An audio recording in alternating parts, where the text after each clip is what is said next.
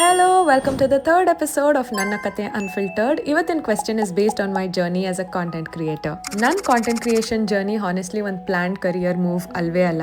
It was very slow, organic, heartfelt journey ಇತ್ತು. ಚಿಕ್ಕ ವಯಸ್ಸಿಂದ ನನಗೆ ಫೋಟೋಸ್, ವಿಡಿಯೋಸ್, ಕ್ಯಾಮ್ರಾ ಇದೆಲ್ಲ ತುಂಬ ಇಷ್ಟ ಆಗ್ತಿತ್ತು ಬಿಕಾಸ್ ನಮ್ಮಪ್ಪ ಫಿಲ್ಮ್ ಬ್ಯಾಕ್ಗ್ರೌಂಡಿಂದ ಬಂದಿರೋರು. So sets, shooting, creative environment ನೋಡಿಕೊಂಡೇ ಬೆಳೆದಿದ್ದು ಹುಡುಗಿ ನಾನು. ಆದರೆ ಯಾವತ್ತೂ ನನಗೆ ಬಿಗ್ ಸ್ಕ್ರೀನ್ ಮೇಲೆ ಹೀರೋಯಿನ್ ಆಗಬೇಕು ಅಂತೆಲ್ಲ ಡ್ರೀಮ್ ಇರಲಿಲ್ಲ. But story telling, visuals, expression ಇವೆಲ್ಲ ನನಗೆ ತುಂಬ ಇಷ್ಟ ಆಗ್ತಿತ್ತು. ಆವಾಗ ಕನ್ನಡ ಕಾಂಟೆಂಟ್ ಕ್ರಿಯೇಟರ್ಸ್ ಅಷ್ಟು ಇರಲಿಲ್ಲ ಆನ್ಲೈನಲ್ಲಿ.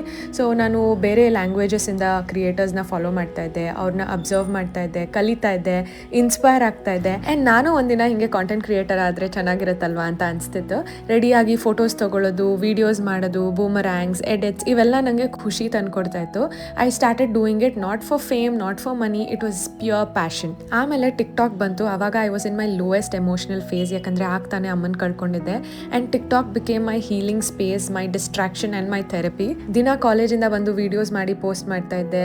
ರೀಚ್ ಜಾಸ್ತಿ ಆಗೋದು ಶುರು ಆಯಿತು, ಮಿಲಿಯನ್ಸ್ ಆಫ್ ವ್ಯೂಸ್ ಬರೋದು ಶುರು ಆಯಿತು. ಬಟ್ ದೆನ್ ಟಿಕ್ಟಾಕ್ ಬ್ಯಾನ್ ಆಯಿತು. ಆದರೆ ಹೇಳ್ತಾರಲ್ಲ, ಒನ್ ಡೋರ್ ಕ್ಲೋಸ್ ಆದಮೇಲೆ ಇನ್ನೊಂದು ಡೋರ್ ಓಪನ್ ಆಗೇ ಆಗುತ್ತೆ ಅಂತ. ಹಾಗೆ ಇನ್ಸ್ಟಾಗ್ರಾಮ್ ರೀಲ್ಸ್ ಬಂತು. ಸೊ ಇನ್ಸ್ಟಾಗ್ರಾಮ್ಗೆ ವೀಡಿಯೋಸ್ ಮಾಡೋದು ಶುರು ಮಾಡಿದೆ. ಆದರೆ 2024 ನಾನು ಆ್ಯಕ್ಚುಲಿ ಡಿಸೈಡ್ ಮಾಡಿದ್ದು ಇದನ್ನು ಸೀರಿಯಸ್ ಆಗಿ ತೊಗೋಬೇಕು, ಕ್ರಿಯೇಟರ್ ಆಗಿ ಗ್ರೋ ಆಗಬೇಕು ಅಂತ. ಅಷ್ಟೊತ್ತಿಗಾಗಲೇ 60,000 to 70,000 ಪೀಪಲ್ ಸಪೋರ್ಟ್ ಮಾಡ್ತಿದ್ರಿ. ನಿಮ್ಮ ಪ್ರೀತಿಯಿಂದ ಹಾಬಿ ಹೋಗಿ ಪರ್ಪಸ್ ಆಯಿತು. ಹಾನೆಸ್ಟ್ಲಿ ನಂಗೆ ಕಾಂಟೆಂಟ್ ಕ್ರಿಯೇಷನ್ ಯಾವತ್ತೂ ಕೆಲಸ ಥರ ಫೀಲೇ ಆಗಿಲ್ಲ. ಇದು ನನ್ನ ಲೈಫ್ನ ಡಾಕ್ಯುಮೆಂಟ್ ಮಾಡೋ ಥರ ಇದೆ. ನನ್ನ ಥಾಟ್ಸ್, ನನ್ನ ಹ್ಯಾಬಿಟ್ಸ್, ನನ್ನ ಗ್ರೋತ್ ಇವೆಲ್ಲ ನಿಮ್ಮ ಜೊತೆ ಶೇರ್ ಮಾಡ್ಕೊಳ್ಳೋದಕ್ಕೆ ನಂಗೆ ತುಂಬ ಖುಷಿ ಸಿಗುತ್ತೆ. I will forever be grateful to each one of you. Thank you ನಿಮ್ಮ ಪ್ರೀತಿಗೆ ಆ್ಯಂಡ್ ಸಪೋರ್ಟ್ಗೆ. I love you.